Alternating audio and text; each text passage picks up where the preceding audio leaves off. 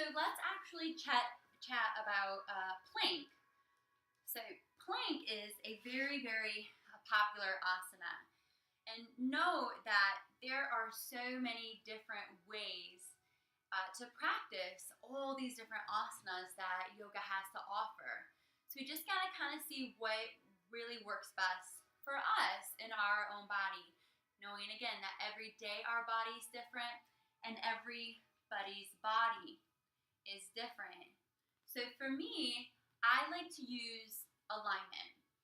And I like to think of alignment not as the way a pose, an asana looks, but the way it feels in the body, using the alignment cues to find and kind of evolve every single pose.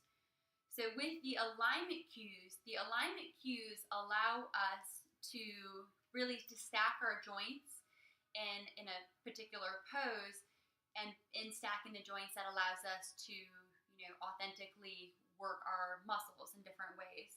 So again, I'm going to give you a lot of different alignment cues for this very popular pose, plank position, and just see what works for you. When you are taking different classes, listen to the teacher's cues for how they practice plank and play with it, right? Like, see if it works for you. If it is something that isn't your authentic truth, then by all means, don't practice it. Still stay respectful to the teacher, but, play around with your pose and use the cues that works for your body. So, plank position. Coming into a tabletop position, spreading the fingers nice and wide. So here, when you're spreading the fingers nice and wide, even looking at your hands in plank, look at the hands, spread the fingers wide, and check to see that those wrist creases are parallel to the top of your mat. So with the wrist creases parallel to the top of the mat, it allows our hands to be spread. And planting your fingertips down, this is also a good cue for downward dog and other asanas as well. So plant your fingertips, spread the fingers wide, plant the fingertips to the mat. The knuckles closest to the palm of your hands, allow that to be glued to the mat. That little web between your thumb and your pointer finger, glue that down. And then right around the heel of your hand, sometimes when we do plank, it'll really, really hurt our wrist because we'll be forcing our wrist, to be glued to the mat. But instead, imagine that you have this little baby frog, right? Baby frog is about that big. Imagine there's a little baby frog right under the heel of the hand. Now you don't want to smush that poor little baby frog. So just bring that little heel of the hand up slightly. Now if in doing so any knuckle comes up, instead of it being the knuckles closest to the palm of your hand, allow it to be this middle knuckle. So if anything comes up, allow it to be this middle knuckle. Another way to practice, especially if your wrists really start to bother you, is what a lot of people refer to as cupcake hands. It's as if you were trying to hold the top of a cupcake. You don't want to smush the top of that beautiful cupcake, right? So find your hand placement of choice. Allowing your shoulders to be over elbows, elbows to be over wrists. Hips in line with the knees, or you can walk the knees back. And just see how I'm dropping down here. I'm not really working my muscles, right? Like I could stay here all day, but it would really crank on my lower back and also my shoulders. So bring your armpits away from the mat. Instead of the neck dropping, neck in line with the rest of the spine. Any carpenter offers this cue, these alignment cues, that I feel are really, really great for a well-rounded practice.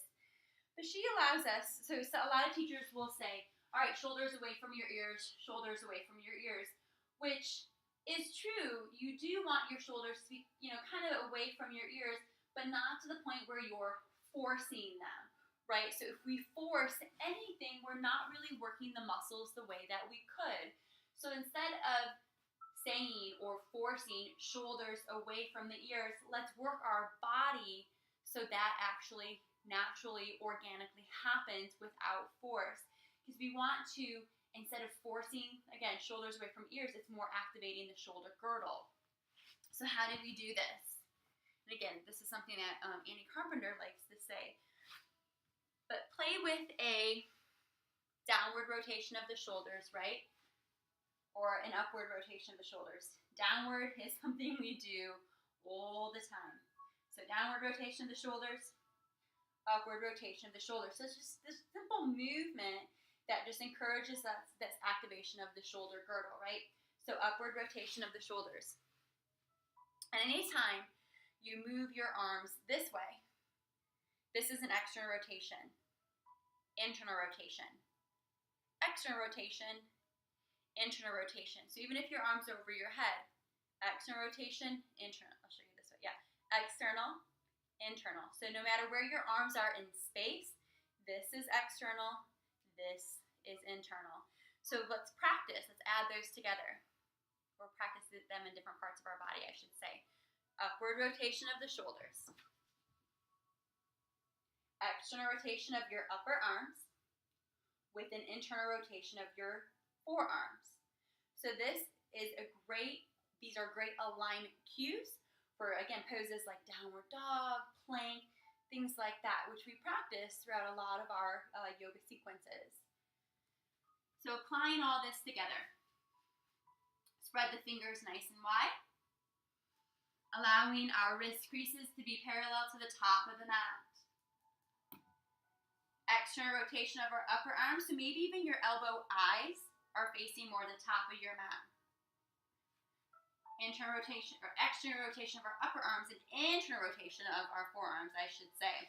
So when we externally rotate our upper arms, and then we have a slight internal rotation of our forearms, this does help the elbow creases to be parallel to the top of the mat.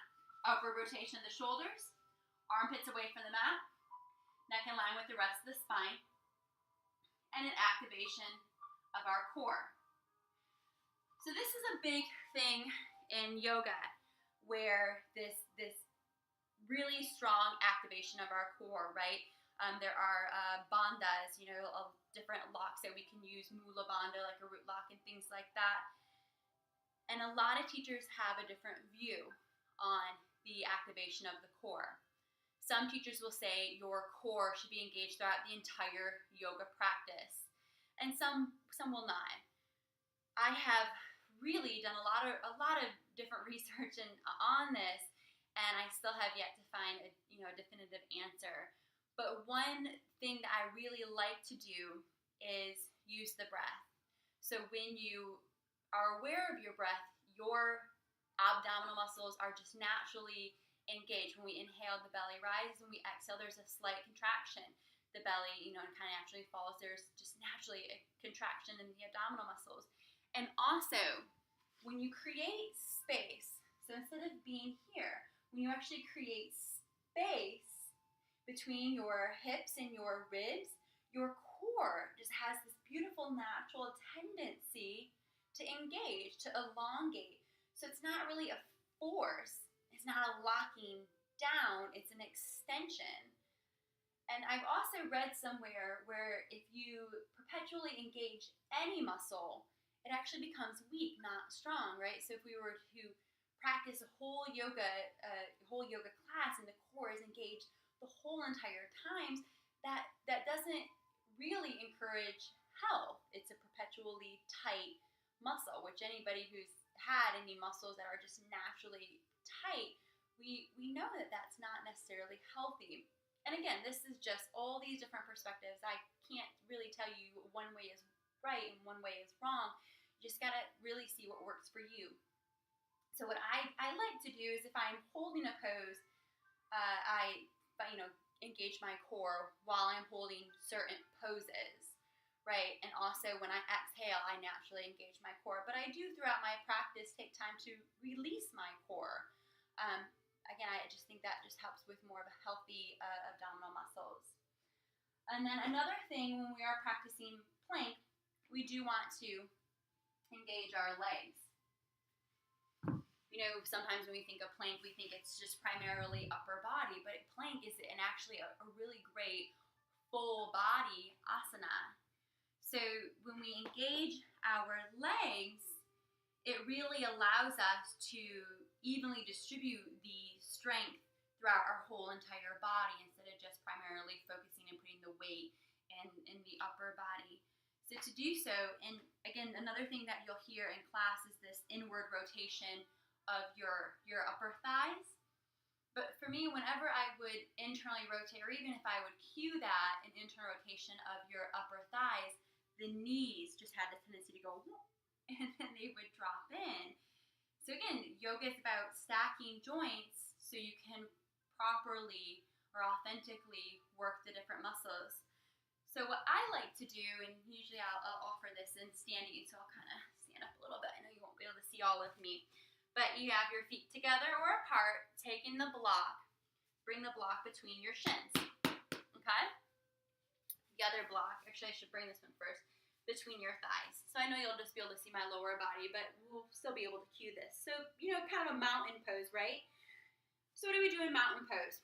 We press the four corners of our feet. So the four corners of your feet, we refer to this a lot in yoga and in all these different poses. I mean, it's your foundation, right?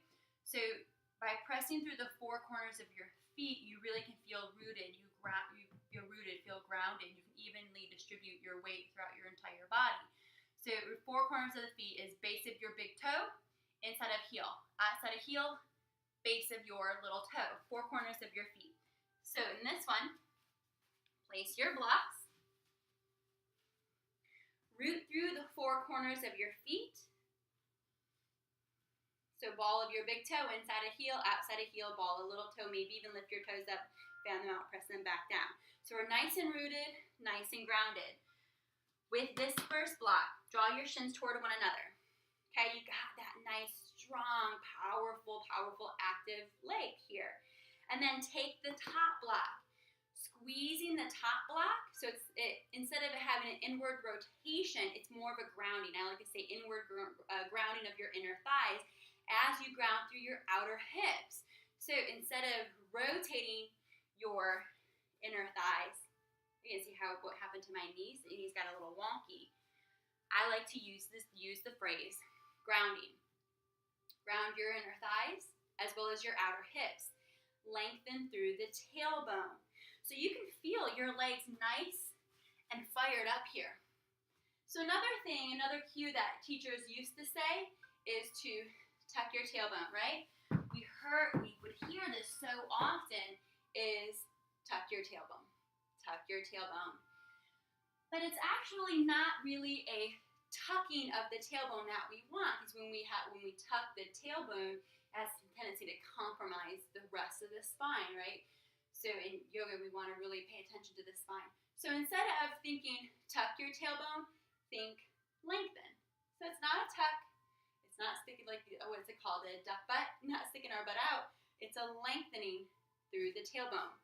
So we apply actually all these concepts to plank. What we do, just like standing, we'll apply to our plank position. So I know, information overload, right? Maybe watch this video a couple times. Let's add all that together to our plank pose.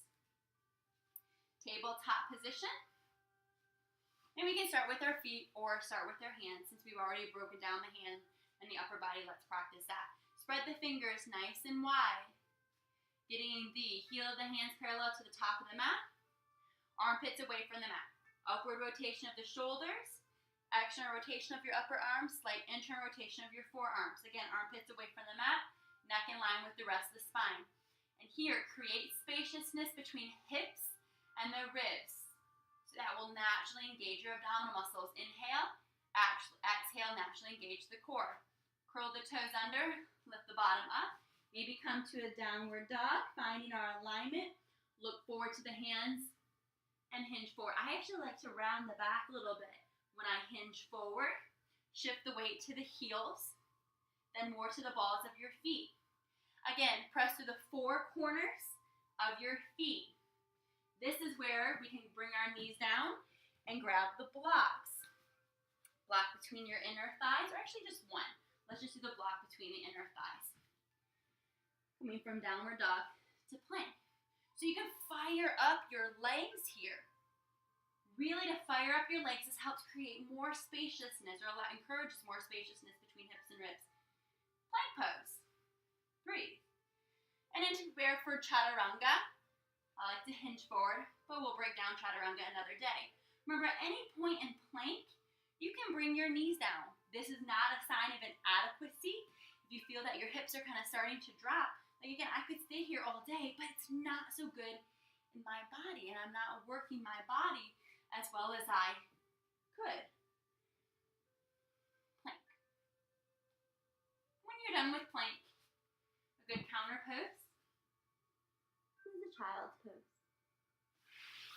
Maybe the one with your palms up to help to relieve the shoulders.